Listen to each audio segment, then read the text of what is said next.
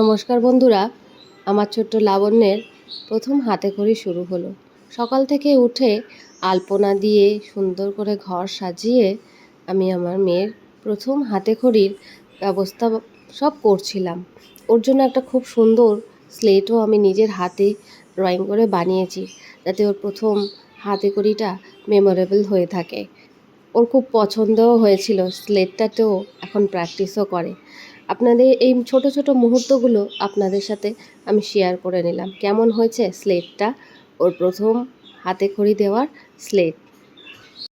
সেই দিনটা এসে গেছে যখন লাবণ্য অধীর আগ্রহে বাইরের দিকে তাকিয়ে আছে, তা সে প্রথম আঁকিবুকি কাটবে মা সরস্বতীর কাছে। দূরে জানলা থেকে মামার বাড়ির দৃশ্যগুলো দেখছে। ঠাকুরমশাইও সকাল থেকে এসে গেছে। তিনি তার রীতিমতন যে রিচুয়ালসগুলো রয়েছে সেগুলো তিনি পালন করছেন নিষ্ঠা ভরে। এবং মা সরস্বতীর কাছে আমার একটা ছোট্ট নিবেদন, সবাই দেখুন, এটা আমার বাড়ির ঠাকুর, আমার রাধা মাধব এবং জগন্নাথ, মা সরস্বতী সকলের সামনে লাবণ্যের হাতেখড়ির প্রস্তুতি চলছে। ঠাকুরমশাই তার আমার স্লেটে ছোট্ট তার জ্ঞাত মন্ত্রগুলিকে লিখছে। খুবই ছোট্ট এবং সাধারণভাবে আয়োজন করেছিলাম। লাবণ্য তো কিছুতেই ঠাকুরমশাইয়ের কোলে বসবে না, অনেক কষ্টে সে ভুলেছে এবং স্লেটটা দেওয়ার পরে তার সেটা আগ্রহের কারণ হয়ে উঠেছে তার কাছে স্লেটটা, যে এটা একটা কী জিনিস। সে প্রথম লিখছে। সকলেই আশীর্বাদ করবেন যাতে ওর আগামী দিন, আগামী লেখাপড়া যাতে সুন্দর সুগম করতে পারে, সুন্দরভাবে জীবনের পথে এগিয়ে যেতে পারে।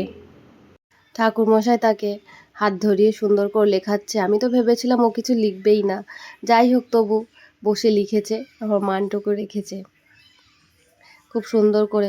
মা সরস্বতীটা যে আঁকা আছে সেটাই তার আগ্রহের বিষয়, যে এটা কী আঁকা আছে সুন্দর করে।